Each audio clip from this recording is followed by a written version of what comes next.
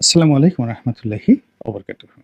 সম্মানিত দর্শক, শেখ হাসিনা দোসর হিসেবে যে সকল পুলিশ কর্মকর্তা গত ১৫টি বছর ধরে এই বাংলাদেশে তাণ্ডব চালিয়েছেন, তাদের ঘুম হারাম হয়ে গেছে।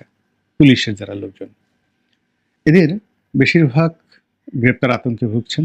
যারা চাকরিতে আছেন তারা বিভিন্ন মহলে ছুটাছুটি করে চাকরি বাঁচানোর চেষ্টা করছেন। যারা ওএসডি হয়েছেন তারা গা ঢাকা দিয়েছেন। যাদেরকে যাকে বলা হয় বরখাস্ত করা হয়েছে, বাধ্যতামূলক অবসর দেওয়া হয়েছে, তারা কেউ হয়তো ঢাকাতে আছেন যারা ভালো, তুলনামূলকভাবে ভালো। আর যারা দোষী তারা সীমান্তে পাড়ি দিয়েছেন, ইতিমধ্যে সীমান্তে পাড়ি দিয়েছেন। আর তাদের যে বিপুল অর্থবিত্ত যেগুলো দেশের মধ্যে তারা করেছিলেন, সেটা গরুর খামার, মুরগির খামার, তারপরে জায়গা জমি, ফ্ল্যাট, বাড়ি থেকে শুরু করে যা কিছু, এগুলো খুব দ্রুততার সাথে তারা বিক্রি করার, হস্তান্তর করার কিংবা পাওয়ার অফ অ্যাটর্নি দিয়ে দেশ থেকে ভাগার তারা চেষ্টা করছেন। এই হলো পুলিশের অবস্থা। দ্বিতীয়ত, আওয়ামী লীগের জামানাতে একেবারে তরুণ কর্মকর্তা, সহকারী কমিশনার থেকে শুরু করে একেবারে এডিশনাল ডিআইজি পর্যন্ত যে সকল কর্মকর্তা যারা মূলত দলবাজি করেনি, ইলেকশনের সঙ্গে জড়িত ছিল না, তাদের অপরাধ হলো তারা আওয়ামী লীগ জামানাতে নিয়োগ লাভ করেছেন। তো আওয়ামী লীগ জামানাতে যেই কাজগুলো করা হয়েছে সেটি হলো যাদেরকে নিয়োগ দেওয়া হয়েছে তারা সবাই আওয়ামী পরিবারের সন্তান, এবং যারা ছাত্রলীগ করেন কেবল তাদেরকে নেওয়া হয়েছে, অথবা ছাত্রলীগ করে না, ভালো ছাত্র কিন্তু পরিবারের মধ্যে নিকটাত্মীয় যারা রয়েছেন, পিতামাতা যারা রয়েছেন, তারা কোনো না কোনোভাবে আওয়ামী লীগের রাজনীতির সাথে জড়িত। এইরকম সনদ এবং এরকম গ্রিন সিগন্যাল এবং এরকম গোয়েন্দা রিপোর্ট না পাওয়া পর্যন্ত পুলিশের কনস্টেবল থেকে শুরু করে একেবারে সহকারী কমিশনার বিসিএসে যারা নিয়োগপ্রাপ্ত হন তাদের কাউকে নিয়োগ দেওয়া হয়নি। এখন যাদেরকে নিয়োগ দেওয়া হয়েছে আপনারা জানেন যে বিশেষ যারা কর্মকর্তা হন তাদেরকে রিটেন, তারপরে প্রিলিমিনারি, এই দুটো পরীক্ষাতে তাদের মেধার যাচাই বাছাই, তাদেরকে মেধাবী হতে হয়। এবং এখানে একটা বিসিএস কর্মকর্তার অলমোস্ট 95% কাজ হয়ে যায় প্রিলিমিনারিতে এবং ভাইভাতে। কাজেই যারা আওয়ামী লীগের সন্তান বা আওয়ামী লীগের পরিবারের সদস্য কিংবা ছাত্রলীগ করতেন, তারা সবাই যারা এই লিখিত পরীক্ষা যেখানে ২ নম্বরি করার কোনো সুযোগ নেই, প্রিলিমিনারিতে ২ নম্বরি করার কোনো সুযোগ নেই, সেখানে অবশ্যই তারা মেধাবী, এতে কোনো সন্দেহ নেই। তৃতীয়ত, যেখানে যাকে বলা হয় ভাইবা হয়েছে, তো ভাইবার ক্ষেত্রে আওয়ামী লীগ জামানাতে ডক্টর সাদাত হোসেন সাহেব যখন ছিলেন তিনি প্রধানমন্ত্রীর কথাও শুনতেন না।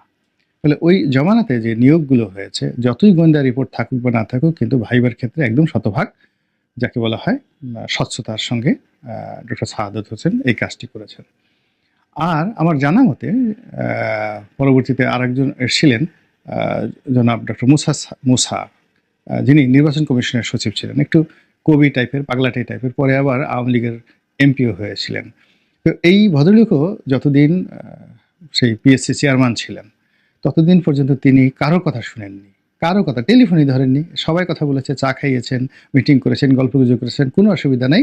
আর ওই যে সকল মানে সুপারিশ এসেছে আস্তে সেগুলো ছিঁড়ে ফেলে দিয়েছেন।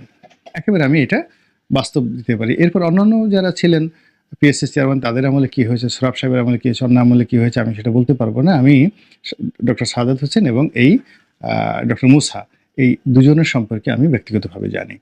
তো কাজেই আওয়ামী লীগ জামানাতে যারা ভাইভাতে সর্বোচ্চ নম্বর পেয়েছেন এই ২ আমলে, তারা শতভাগ জেনুইন।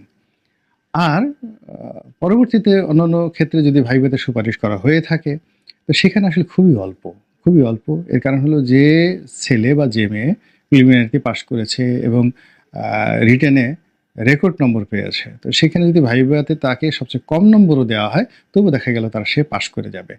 আর পরবর্তীতে যেটা হয় যে থানা পুলিশে তাকে খোঁজখবর নেওয়া, তো এইগুলো আসলে ম্যাক্সিমামই ধান্দাবাজি এবং ২ নম্বরই। অর্থাৎ যারা তদন্ত গেছে, তদন্ত করার পর দেখা গেল যে বিসিএস পাশ করেছেন, কিন্তু আওয়ামী লীগের সন্তান না, জামাতের সন্তান বা বিএনপির সন্তান। কিন্তু ওই যে তদন্ত করতে গেছে সাব ইন্সপেক্টর, তার হাতে ১,০৫০ টাকা ধরায় দিলে বা এনএসআই যে তদন্ত করতে গেছে, এই দুর্নীতি অতীতেও ছিল, এখনও আছে, সবসময় ছিল। ফলে দেখা গেল যে অনেক আওয়ামী পরিবারের সন্তান না, কিন্তু তারা আওয়ামী লীগ পরিবারের সন্তানের সার্টিফিকেট নিয়ে আওয়ামী লীগ আমলে চূড়ান্ত নিয়োগ পেয়েছে। এখন এদের সংখ্যা লাখ লাখ, একজন দুজন নয়, লাখ লাখ। তো ওই যে যারা নির্বাচনের সময় অপকর্ম করেছে, আওয়ামী লীগ সরকারের দাবিদারি করেছে, হারুনের মতো দায়িত্ব পালন করার চেষ্টা করেছে, বেনজিরের মতো দায়িত্ব পালন করার চেষ্টা করেছে, তারপরে বিপ্লব হওয়ার চেষ্টা করেছে, এরকম অনেক। তো তাদের কথা আলাদা, কিন্তু যে সকল কর্মকর্তারা সৎ, তারপরে মেধাবী, যোগ্য, এমনকি আওয়ামী পরিবারের সদস্য নয়, কিন্তু আওয়ামী লীগ জামানায় নিয়োগ পেয়েছেন, তাদের মধ্যেও, বিশেষ করে পুলিশের, তাদের মধ্যেও চাকরি হারানোর ভয় মারাত্মক আকারে দেখা দিয়েছে এবং তারা কাজকর্ম করতে পারছেন না, মনোযোগী তারা হতে পারছেন না। ফলে কি হলো, পুরো বাহিনীটি অকার্যকর হয়ে পড়েছে। এত বিশাল সংখ্যক মানুষকে আপনি আসলে বাদ দিতে পারবেন না, কোনো অবস্থাতে পারবেন না। দ্বিতীয়ত যে এই যে যারা সিভিল সার্ভিসে আছেন, শুধুমাত্র মিলিটারি সার্ভিসে যারা আছেন, বিমান বাহিনী, নৌবাহিনী, সেনাবাহিনী, তাদের মধ্যেও আতঙ্ক আছে। হয়তো তাদের অনেকের প্রমোশন আটকে থাকবে বা অনেক কিছু হবে, কিন্তু আলটিমেটলি পুলিশের মতো এরকম অবস্থা হয়নি। এর কারণ হলো সেখানে একটা চেইন অফ কমান্ড আছে। তো একমাত্র ৩টি বাহিনী ছাড়া বাকি বাহিনীগুলো এবং সচিবালয় যে সিভিল অ্যাডমিনিস্ট্রেশন, এটার পুরো চেইন অফ কমান্ডটা কিন্তু বর্তমান জামানাতে ভেঙে পড়েছে। তো যেটা বলছিলাম যে এই একটা হলো যে চাকরি হারানোর ভয়, গ্রেপ্তার হওয়ার ভয়, আর আওয়ামী লীগের সাথে তাদের সংযোগ ছিল, এই আওয়ামী ট্যাগ, এই ভয়ে তারা তাদের মোরাল ক্যারেজ হারিয়ে ফেলেছে।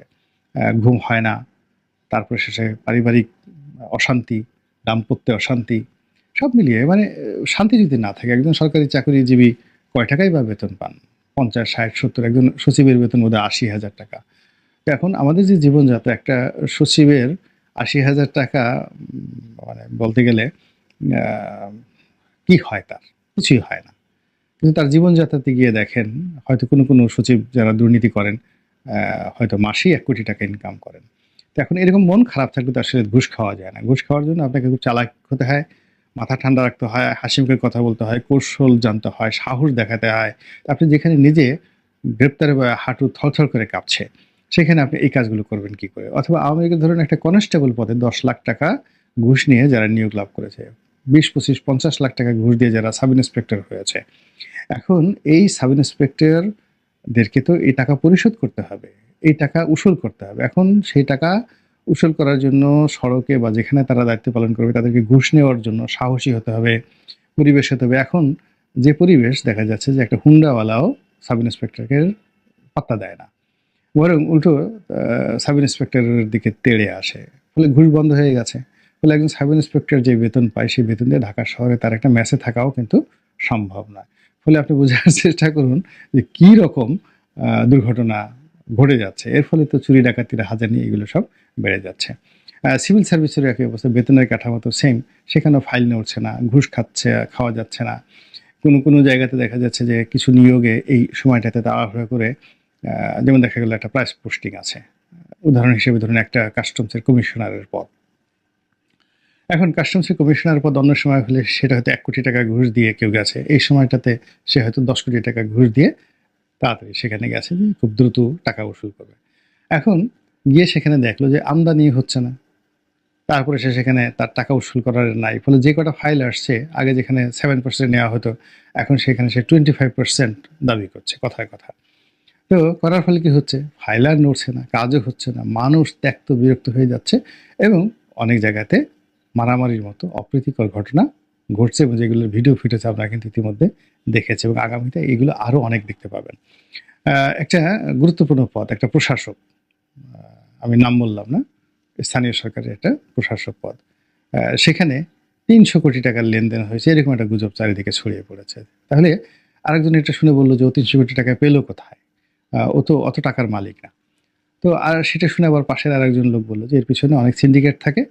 তো এই সিন্ডিকেটরা টাকা দিয়ে দেয়। তারা দিয়ে দেয়। তারা হয়তো এই ৩০০ কোটি টাকা ইনভেস্ট করেছে। বিনিময়ে তারা সেখান থেকে ৯০০ কোটি টাকার কাজ বাগিয়ে নিয়ে যাবে। তো এইভাবে কিন্তু দেখেন এই জমানাতে অনেক কিছু হচ্ছে, যেগুলো জানি কিন্তু বলা যাচ্ছে না। একটা অস্থিরতা তৈরি হয়ে যাবে। তো এই সার্বিক অবস্থা মিলিয়ে যে পরিবেশ পরিস্থিতি তৈরি হয়েছে, সেই পরিস্থিতিতে আ অর্থবাজারে, চাকরির বাজারে, ব্যাংক, বিমাতে এবং এই ভূমি রেজিস্ট্রেশনে, সম্পত্তি হস্তান্তরে ভীষণ রকম জটিলতা তৈরি হয়েছে। যেমন নরমাল একজন লোক যদি কোনো সম্পত্তি দলিল করতে যায় কিংবা হস্তান্তর করতে যায় কিংবা পাওয়ার অফ অ্যাটর্নি দিতে যায়, সেখানে কোনো সমস্যা নেই। কিন্তু যেই মুহূর্তে এরকম একজন সরকারি কর্মকর্তা দুর্নীতিবাজ হয়ে পালিয়ে যাবে বা পালিয়ে গেছে, তো তার এরকম একটা ফাইল যখনই আসে, তখনই সাব রেজিস্ট্রার অফিস একেবারে চোখ কান খাড়া করে সে একটা বিরাট অঙ্কের টাকা দাবি করে বসে এবং সেটা মরার উপর খাড়া ঘাড় মতো হয়ে পড়ে এবং এইভাবে অসংখ্য ঘটনা কিন্তু ঘটছে। ফলে পর্দার আড়ালে যে ঘটনাগুলো ঘটছে, সেটাই কিন্তু রাতে ডাকাতি হয়ে, চুরি হয়ে, রাহাজানি হয়ে, মারামারি হয়ে, কাটাকাটি হয়ে, বিদ্রোহ হয়ে, বিপ্লব হয়ে, বিশৃঙ্খলা হয়ে, গালাগাল হয়ে আমাদের এই সমাজে ফিরে আসছে।